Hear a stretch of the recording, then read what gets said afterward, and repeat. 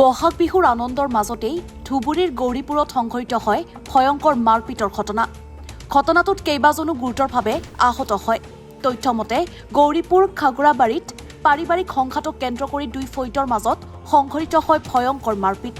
ঘটনা সন্দৰ্ভত দাওভাঙি আৰক্ষীত টেপু হাছেন আলী, চিকা, আতাবুল আৰু মৰ্জিনা বিবিৰ নামত এজাহাৰ দাখিল কৰে ভুক্তভোগী পৰিয়ালে। অভিযোগ মতে দা কোৰ ৰড আৰু চোকা অস্ত্ৰৰে ৭-৮ জনীয়া এটা দলে গুৰুলকৈ প্ৰহাৰ কৰে নিৰীহ পৰিয়ালটোক।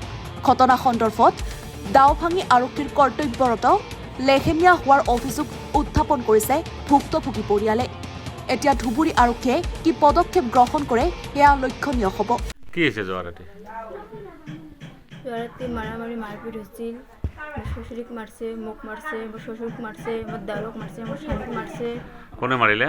টেপু, হাসান আলী, আতাপুল, হাসিমুল, চিকে,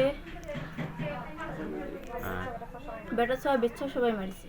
কি হল কাজি হয়েছিল? ছাগার ভাত খাবার যাচ্ছিল, তাতে হাল্লা মারছে। মোর হাতত মোবাইল আছিল কাড়ি নিছে, সোনার রিং আছিল কাড়ি নিছে, 10,000 টাকা আছিল কাড়ি নিচ্ছে। মারামারি হয়েছে যে মানে মারাপিট খেতেও কেইজন মান আছিলে?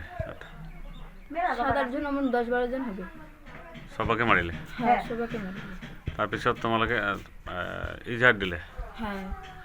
পুলিচ অহা নাই এতিয়া? না, আহা নাই। এতিয়া কি বিচাৰিছে তোমালোকে? মই তো থানাত যোৱা নাই আৰু বেটা চাবিলাক গৈছে, কি কৈছে মই জানা নাই। তো ন্যায় বিচাৰিছে নাই? আপুনি পুলিচৰ পৰা ন্যায় বিচাৰিছিলে না নাই? বিচাৰিছিল। ন্যায় বিচাৰিছে।